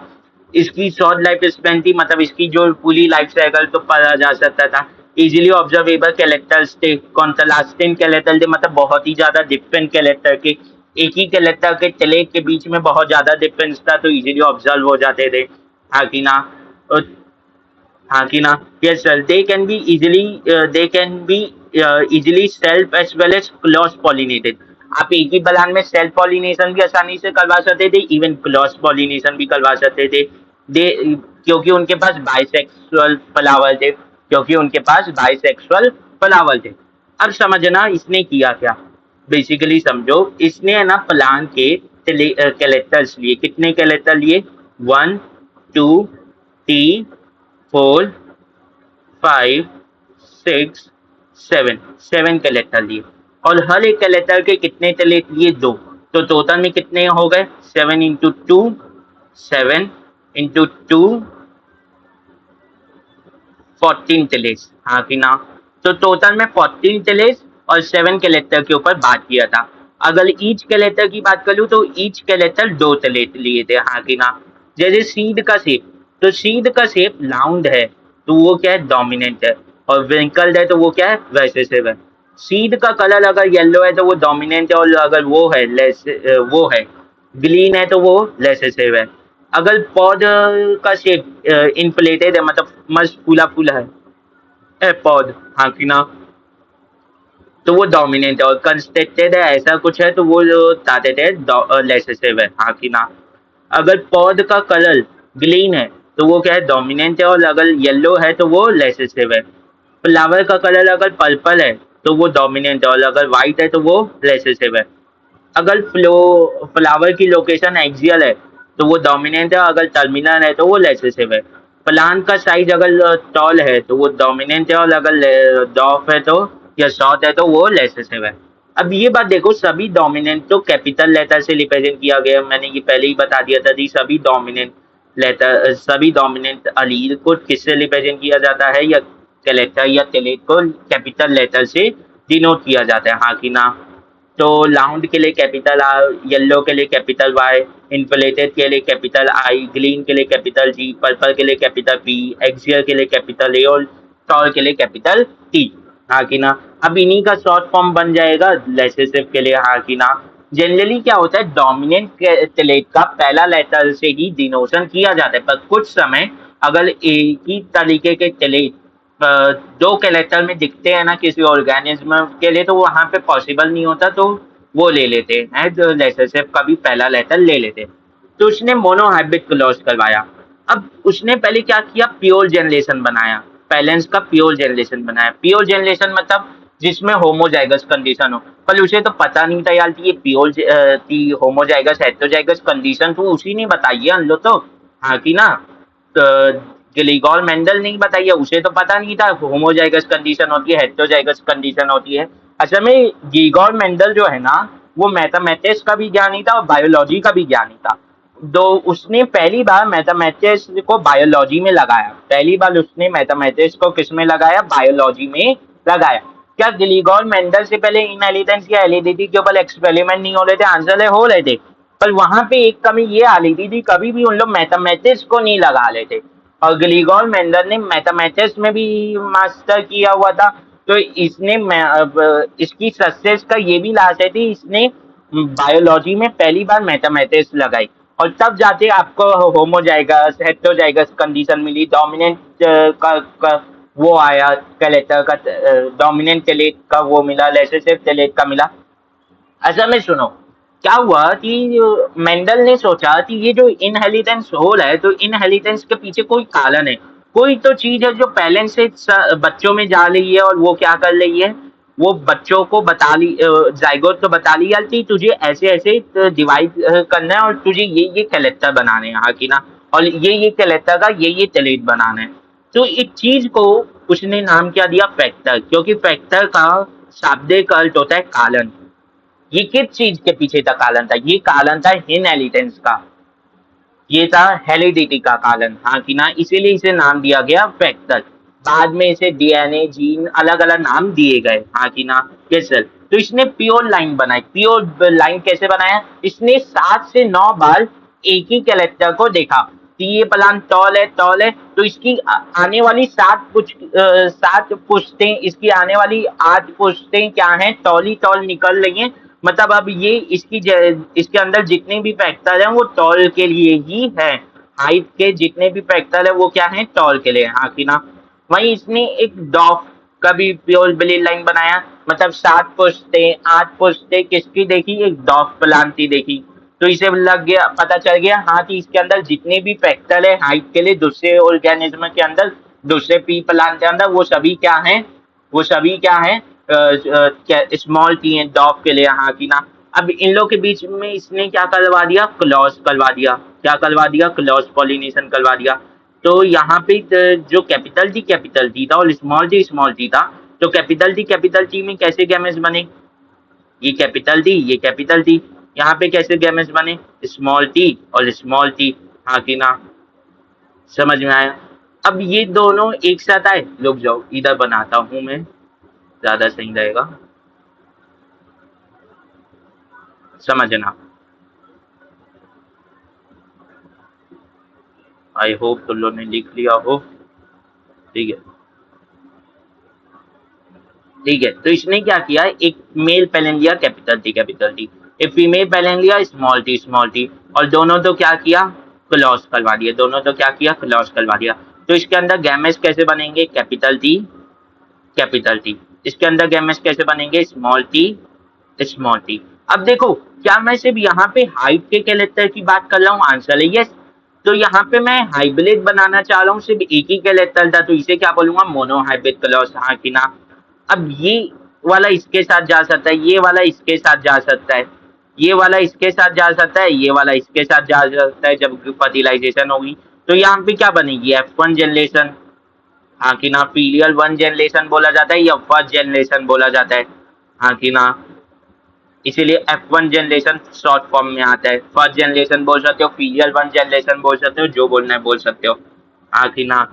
तो सब क्या कैपिटल टी स्मॉल टी बने, सब क्या हाइब्रिड बने, सब क्या हेटेरोजीनस कंडीशन वाले बने, आंसर है यस। पर सब हैं क्या, सब में डोमिनेंट है और रिसेसिव है, तो डोमिनेंट अपना इफेक्ट दिखाएगा और सब क्या बनेंगे, टॉल बनेंगे, सब क्या बनेंगे, टॉल बनेंगे। अब जब अब जब इनमें से मैं दो ले लूं, एक कैपिटल टी एक प्लांट ले लूं, तो ये बाइसेक्सुअल फ्लावर है, ये बाइसेक्सुअल फ्लावर है, हाँ कि ना। तो इनमें से एक प्लांट ले लूं, इनमें से एक, चलो ये वाला प्लांट ले लिए, इसका फ्लावर बाइसेक्सुअल है, हाँ कि ना। तो इसमें मेल गैमेट एक ही फ्लावर में, फीमेल गैमेट भी उसी फ्लावर में, हाँ कि ना।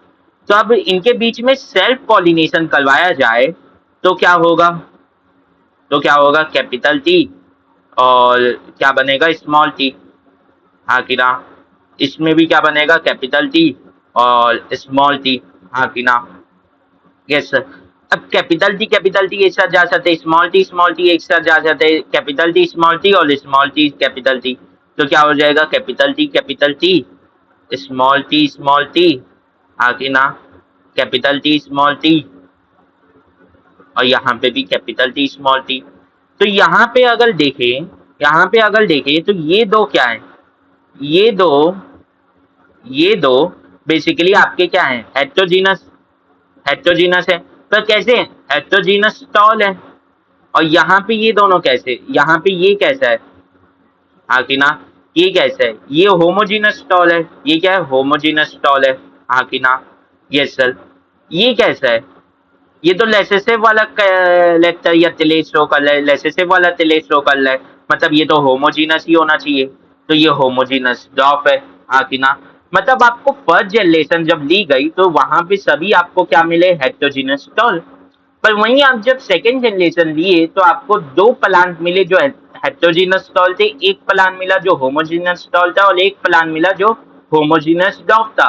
तो अगर मैं इनका फिनोटिपिक रेशियो बाहर से फिजिकल अपीयरेंस देखूं तो क्या मिलेगा, 3:1।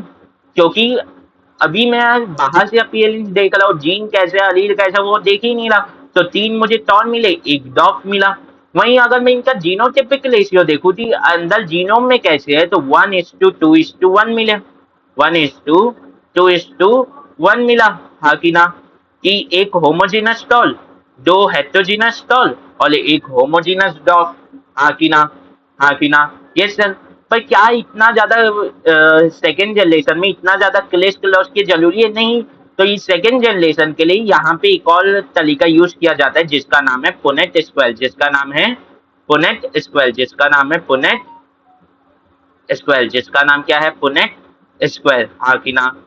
जिसका नाम क्या है? पुनेट स्क्वेल। इसमें क्या किया जाता है? इसमें क्या किया जाता है? ऐसे बॉक्स बनाया जाता है। हाँ कि ना? ऐसे बॉक्स बनाया जाता है। इस साइड मेल गैमेट रखा जाता है। हाँ कि ना? और इस साइड फीमेल गैमेट रखा जाता है। हाँ कि ना? Capital T small T. ये सेकेंड जनरेशन के लिए बना रहा हूँ ना, मतलब फर्स्ट जनरेशन के जो गैमेट्स है वो इधर लिखे जाते हैं और सेकेंड जनरेशन में सभी पॉसिबिलिटी इधर लिखी जाती है। तो कैपिटल टी स्मॉल टी। हाँ कि ना? ये फर्स्ट जनरेशन के गैमेट्स हो गए। अब सभी गैमेट्स को एक एक बार करके लिख दो। तो ये कैपिटल टी, ये कैपिटल टी स्मॉल टी, ये कैपिटल टी स्मॉल टी, और ये स्मॉल टी। देखो सेकेंड जनरेशन एकदम हूबहू आपको मिल गई। तो ये तरीका आपको एग्जाम में लिखना पड़ेगा। हाँ कि ना? Yes sir. आप वैसे भी लिखोगे पर ये वाला ज्यादा सही माना जाता है एग्जाम में लिखने के लिए। ठीक है, दूसरी बात आगे बढ़ते हैं। तो ये आपको मोनोहाइब्रिड क्लॉज समझ में आ गया। हाँ कि ना? इतनी बात समझ में आई? समझ में आई इतनी बात? Yes sir. ठीक है, तो इससे ज्यादा मोनोहाइब्रिड क्लॉज में अभी नहीं पढ़ना है। हाँ कि ना? Yes sir.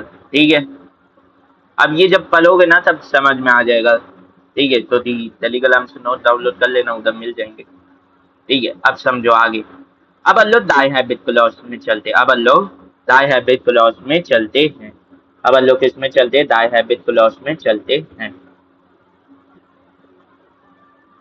दाई हैबिट क्लॉज में चलते हैं। दाई हैबिट क्लॉज में हम लोग क्या करेंगे? यहाँ पे हम लोग क्या लिए थे? हाइट लिए थे। हाँ कि ना? अब दाई हैबिट क्लॉज में हम लोग क्या लेंगे? दाई हैबिट क्लॉज में हम लोग लेंगे सीड। क्या लेंगे? Seed colour, seed colour and shape. हाँ कि ना? Seed colour and shape. तो सीड का कलर एक कैरेक्टर है, सीड का शेप एक कैरेक्टर है। तो दोनों कैरेक्टर के आपस में हाइब्रिड देखना चाहे मिल के दोनों का एक साथ, इसीलिए इसे बोला जा रहा है डाई हाइब्रिड क्लॉज। हाँ कि ना? तो समझो यहाँ पे भी पहले प्योर ब्लीड लाइन ली जाएगी। प्योर ब्लीड लाइन 7 से 8 पुश्ते, 7 से 8 जनरेशन उसकी क्या लिए जाएंगी? लाउंड एंड येलो डोमिनेंट लिए जाएंगे। फिर उसकी 7 से 8 जनरेशन डॉग की क्या ली जाएगी? Green and wrinkled. हाँ कि ना? तो एक पेलेंट क्या है? डोमिनेंट है, कैपिटल वाई। यानी कैपिटल वाई तो मैं ऐसे बनाता हूँ, नहीं नहीं ये कैपिटल वाई ठीक है। और कैपिटल वाई और कैपिटल आर। हाँ कि ना? Small Y, small Y, small R. अब इनके बीच में क्या करवाया जाएगा? क्लॉज करवाया जाएगा। जब इनके बीच में क्लॉज करवाया जाएगा तो यहाँ पे गैमेट्स कैसे बनेंगे? Capital R, capital Y, capital Y. हाँ कि ना?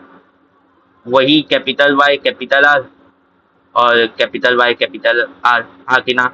तो ये होमोजाइगस है तो ये सेम गैमेट्स बनाएगा, वैसे ये भी होमोजाइगस है तो ये भी सेम गैमेट बनाएगा, मतलब स्मॉल वाई स्मॉल आर। तो इसमें मुझे और 3 बनाने की जरूरत नहीं ना, इसमें ही पर बना के दिखा दिया। तब जब इससे फर्स्ट जनरेशन बनेगी वो कैसे बनेगी? सभी से जो बनेगी capital Y small Y capital R small R. हाँ कि ना? तो ये कैसा है? ये हेट्रोजीनस है। और कैसा है? Heterogeneous yellow and round, heterogeneous yellow and round. हाँ कि ना? Heterogeneous yellow and round. हाँ कि ना? अब जब मैं इसकी सेकेंड जनरेशन बनाने जाऊंगा तो मुझे ये पुनेट स्क्वायर लेगा। हाँ कि ना? हाँ कि ना? जब मैं सेकेंड जनरेशन में फर्स्ट जनरेशन के फ्लावर में ही, फर्स्ट जनरेशन जो ऑर्गेनिज्म ऑब्टेन हुआ है इसी के फ्लावर में ही अगर क्लॉज करवाऊंगा और सेल्फ क्लॉज करवाऊंगा, यहाँ पे सेल्फ क्लॉज करवाऊंगा। यहाँ पे क्या करवाया था? यहाँ पे क्रॉस पॉलिनेशन था, यहाँ पे क्या है? Self pollination. सेल्फ पॉलिनेशन होगा तो इससे गैमेट्स बनेगा capital R capital R small R capital Y और स्मॉल वाई स्मॉल आर। वैसे ही इसमें बनेगा capital R capital Y capital Y small Y capital R small Y small R. हाँ कि ना? जब इसमें पुनेट स्क्वायर बनाऊंगा तो ये सभी कंडीशन मिलेंगी। जो कैपिटल वाई कैपिटल आर वाली कंडीशन रहेगी वो येलो एंड लाउंड रहेगी। जो capital Y capital R small R रहेगी वो भी येलो एंड लाउंड रहेगी। हाँ कि ना? तो यहाँ पे अगर देखूँ, यहाँ पे अगर मैं हेटेरोजीनस का, यहाँ पे अगर मैं फिनोटाइप देखूँ, तो फिनोटाइप का रेशियो कैसे मिलेगा? 9:3:1। 9 कौन है? जो आपके लाउंड एंड येलो है, जो आपके लाउंड एंड येलो है। और ये वाला 3 कौन सा है? ये आपका लाउंड एंड ग्रीन। ये कौन सा है? विंकल्ड एंड येलो। और ये 1 कौन सा है? मतलब विंकल्ड एंड ग्रीन। मतलब यहाँ पे भी और मोनोहाइब्रिड क्लॉस में भी, दोनों में एक ही ऑर्गेनिज्म मिल रहा है, एक ही रेशियो में एक ही ऑर्गेनिज्म मिल रहा है, जो दोनों डोमिनेंट कैरेक्टर शो कर रहा है, हाँ कि ना? वहां पे भी आपको 3:1 कंडीशन मिलेगी फिनोटाइपिक में, और यहाँ पे भी 9:3:1 कंडीशन मिली है, हाँ कि ना? हाँ कि ना? पर यहाँ पे जब आप जीनोटाइपिक रेशियो लेने जाएंगे, तो आप खुद से लेख कर देखना, मैं अभी बता दे रहा हूँ, 1:2 1:2 बता रहा हूँ। 1 इधर 2 इधर, नहीं गलत लिख दिया ना यार।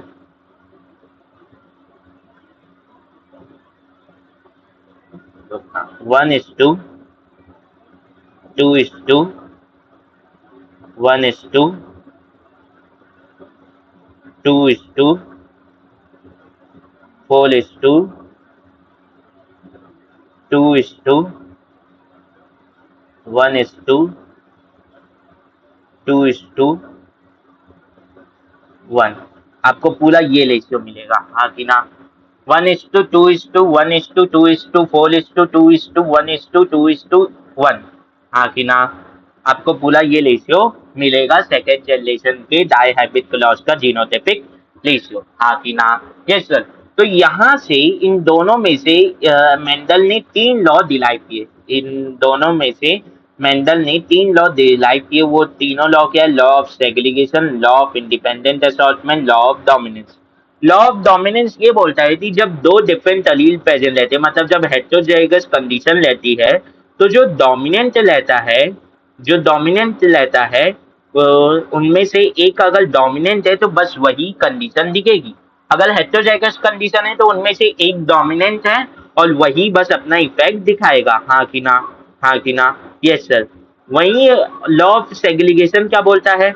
लॉ ऑफ सेग्रीगेशन क्या बोलता है कि एक पेयर में से दोनों अलील अलग अलग गैमेट्स में जाते हैं। जैसे मैंने कैपिटल टी वाला जो पेयर लिया था, उसमें ये वाला कैपिटल टी एक गैमेट में जाला था और ये वाला कैपिटल टी एक गैमेट में जाला था। तो दी हैप्लॉइड कंडीशन बनानी है, आधे क्रोमोसोम लाने, तो आधे क्रोमोसोम एक में जाएंगे, आधे क्रोमोसोम एक गैमेट में जाएंगे, हाँ कि ना? हाँ कि ना? समझ में आया? तो लॉ ऑफ सेग्रीगेशन ये बोलता है। अब लॉ ऑफ इंडिपेंडेंट असॉर्टमेंट किससे आया? पहली बार बता दूं, लॉ ऑफ सेग्रीगेशन और लॉ ऑफ डोमिनेंस जो है, ये दोनों मोनोहाइब्रिड क्लॉज है। पर लॉ ऑफ इंडिपेंडेंट असॉर्टमेंट जो है, ये आपके डाइहाइब्रिड क्लॉज से है। ये क्या बोलता है? जैसे मैंने कैपिटल आर यानी ये कंडीशन जो मैंने ली थी डाइहाइब्रिड क्लॉज के फर्स्ट, तो ये जो मैंने कंडीशन ली थी डाइहाइब्रिड क्लॉज के फर्स्ट जनरेशन थी, capital R small R capital Y small Y, हाँ कि ना? तो जब अगर इसमें देखा जाए तो पैलेंट में क्या था? पैलेंट में एक पैलेंट में कैपिटल आर और कैपिटल वाई था सिर्फ, और एक में स्मॉल आर और स्मॉल वाई था। तो मेंडल को लगा कि कहीं ऐसा तो नहीं थी कैपिटल आर हमेशा कैपिटल वाई के साथ जाता है और स्मॉल आर हमेशा स्मॉल वाई के साथ जाता है। पर जब उसने सेकेंड जनरेशन देखी डाइहाइब्रिड क्लॉज तब जाके उसे लगा कि हाँ यार, ऐसा नहीं है, कैपिटल आर कैपिटल वाई के साथ भी जा सकता है, वहीं की वहीं गैमेट्स में वो स्मॉल वाई के साथ भी जा सकता है। वैसे ही स्मॉल आर कैपिटल वाई के साथ भी जा सकता है और स्मॉल वाई के साथ भी जा सकता है। मतलब एक कैरेक्टर के अलील किसी और कैरेक्टर के अलील के साथ बंधे हुए नहीं है, वो दोनों इंडिपेंडेंटली अलग अलग गैमेट्स में जा सकते हैं, दोनों इंडिपेंडेंटली अलग अलग गैमेट्स में जा सकते हैं। तो यही बोलता है आपका law of independent assortment. Inheritance of one gene, मतलब एक कैरेक्टर के इनहेरिटेंस में does not affect the inheritance of any other gene, मतलब कि किसी और जीन के यानी किसी और कैरेक्टर के इनहेरिटेंस में बाधा नहीं लाता। अब ये बात देखो कि प्रिंसिपल ऑफ मेंडेलियन इनहेरिटेंस, इसे बोलते हैं मेंडेलियन इनहेरिटेंस। तो ये जो प्रिंसिपल है, इन्हें बोला जाता है लॉ ऑफ इनहेरिटेंस, हाँ कि ना? इन तीनों लॉ को तो तुलन एक साथ क्या बोला जाता है, एक साथ इन लो तो बोला जाता है लॉ ऑफ इनहेरिटेंस, हाँ कि ना, यस सर। वहीं अगर आप देखो how do this skeletal get express, ये एक एक्स्ट्रा टॉपिक है पर समझ लो। डीएनए के पास इंफॉर्मेशन है, हाँ कि ना, डीएनए जो डबल स्ट्रैंडेड है उसके पास इंफॉर्मेशन है। और लल्लो तो पता है सेल के पास क्या लेते हैं, लाइबोसोम। सेल के पास क्या लेते हैं, लाइबोसोम। तो डीएनए से एक, डीएनए क्या है, डबल स्ट्रैंडेड, तो डीएनए से एक सिंगल स्ट्रैंडेड स्ट्रक्चर बनता है। ये क्या है, एक सिंगल स्ट्रैंडेड। द डीएनए क्या है, डबल स्ट्रैंडेड, हाँ कि ना, हाँ कि ना। पर यहाँ पे डीएनए से सिंगल स्ट्रैंडेड स्ट्रक्चर बनता है जिसका नाम है आरएनए। और आरएनए के ऊपर कौन काम करता है, लाइबोसोम, जिससे बनता है आपका प्रोटीन, जिससे आपका क्या बनता है, प्रोटीन, हाँ कि ना, yes sir. A section of DNA that provides information for one protein is called gene for that protein. DNA से डीएनए क्या है, एक इंफॉर्मेशन सोर्स है जिससे आप क्या बना लो, अल्टीमेटली प्रोटीन बना लो एक सेल में। और इस प्रोटीन के लिए इस डीएनए का ये वाला पार्ट अगर मान लो कोड कर रहा है, तो इस पार्ट को क्या बोल दिया जाता है, जीन फॉर दैट प्रोटीन, हाँ कि ना, yes sir. Gene control tillage by producing protein. Gene एक कैरेक्टर के अलग अलग टिलेज कैसे बना पाता है, बाय कंट्रोलिंग प्रोटीन। प्रोटीन कितना बन रहा है, किस हिसाब का प्रोटीन बन रहा है, इन सब चीजों को कंट्रोल करके बना सकता है। जैसे प्लांट हाइट जो है वो प्लांट हार्मोन के ऊपर डिपेंड करती है, और जो सिंथेसाइज किया जाता है एक एंजाइम के द्वारा। और एंजाइम क्या होते हैं, प्रोटीन। तो अगर ये एंजाइम ज्यादा बने तो प्लांट हार्मोन ज्यादा बनेगा, और बता देते हैं प्लांट की हाइट ज्यादा होगी। अगर ये और एंजाइम कम बना, प्लांट हार्मोन कम बनेगा, प्लांट की हाइट कम रहेगी, सिंपल सी बात है। This enzyme is synthesized due to a gene. ये जो एंजाइम है ये किसके द्वारा सिंथेसाइज करता है, ये अल्टीमेटली प्रोटीन है। मतलब प्रोटीन का कोड कहाँ से आया, डीएनए से, और डीएनए के जिस सेगमेंट से आया उसे बोलते हैं जीन, हाँ कि ना। एफिशिएंट एंजाइम मतलब ज्यादा हार्मोन, टॉल प्लांट, हाँ कि ना।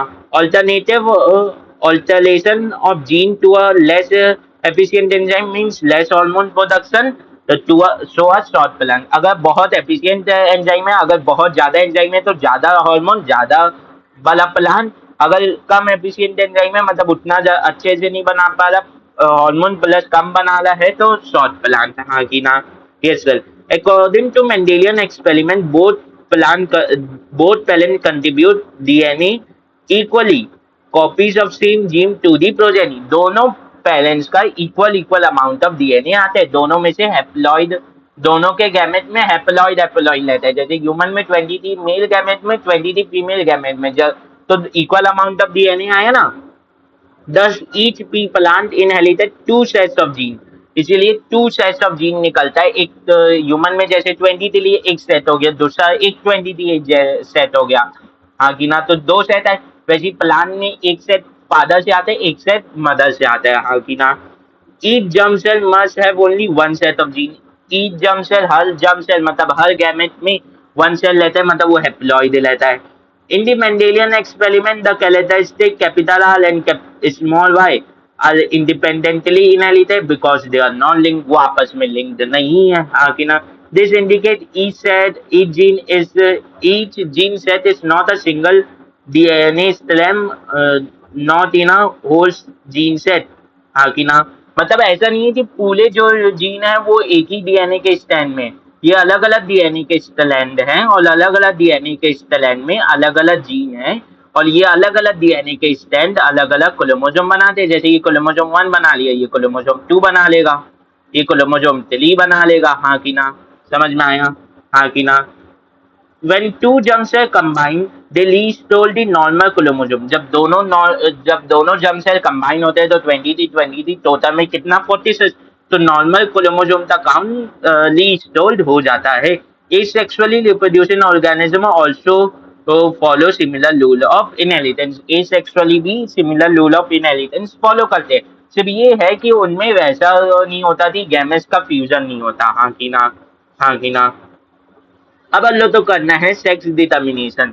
सेक्स डिटर्मिनेशन कुछ ऑर्गेनिज्म में एनवायरनमेंट के ऊपर डिपेंड करता है, और कुछ में जीन के ऊपर।